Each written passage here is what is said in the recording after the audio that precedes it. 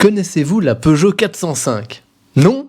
Eh bien vous avez bien fait en cliquant sur cette vidéo.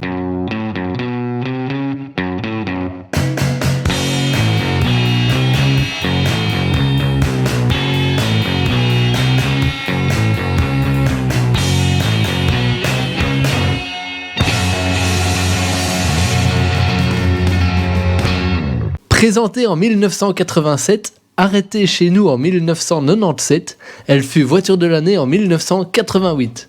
Son petit nom secret, c'était D60, et elle était destinée à remplacer la Peugeot 305.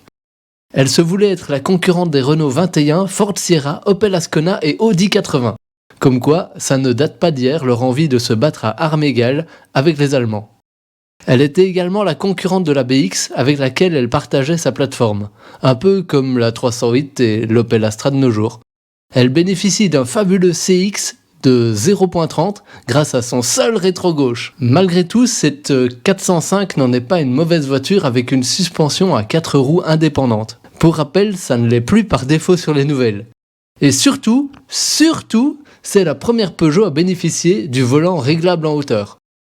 Riche d'une gamme de 4 finitions et 5 moteurs, GL, GR, SR et MI, de la 1360 cm3 carbu 65 chevaux 4 vitesses à la 1905 cm3 125 chevaux injection électronique, en passant par la 1580 cm3 carbu 92 chevaux 5 vitesses. Mais la Peugeot 405 n'est pas qu'une simple bonne berline de père de famille tranquille, non.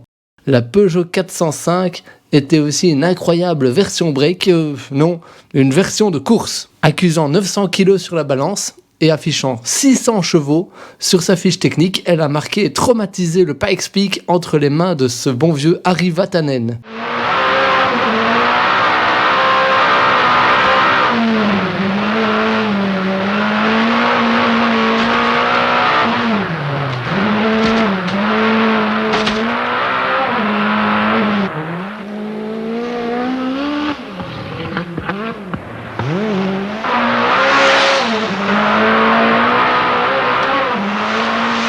Elle en a profité pour remporter l'épreuve en 1988, et comme si ça ne lui suffisait pas, elle a remporté la victoire du Paris-Dakar en 89 et en 90, qui était au volant, ce bon vieux Harry.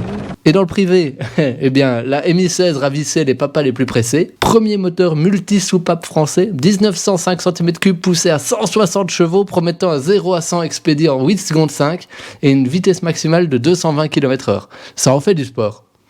En parlant de sport, vous voyez la Peugeot 205 Roland Garros? Eh ben ils ont fait la même sur la 405, sans la capote beige. Limitée à 400 exemplaires avec toit ouvrant électrique, la clim, les jantes alu et les sièges de la MI16. Est-ce que vous connaissez la Peugeot 405 hybride? Non, eh ben ce n'est pas étonnant. Pourtant avec une autonomie de 70 km sur le papier, ça sonnait bien. Mais pour cela, il fallait faire tourner le poêle à mazout situé sous le capot à 3500 tours minute pendant 20 minutes et ainsi assassiner toute une bande de bébés phoques. Le projet a été rangé dans des tiroirs et est ressorti en 2022 à la suite de décisions politiques hasardeuses. Mais ce n'est pas tout. À cette époque-là, Peugeot rêvait encore de reconquérir l'Amérique.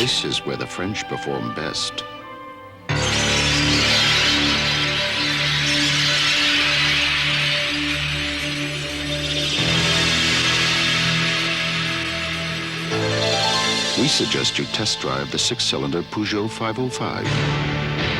Après son succès avec les taxis Peugeot 505, et qu'est-ce qui se vendait bien en Amérique? La BMW série 3. À grands coups de poste à souder, Heuliez, le carrossier, a proposé à PSA une version coupée de la nouvelle Peugeot 405, mais trop tard, PSA avait déjà jeté l'éponge.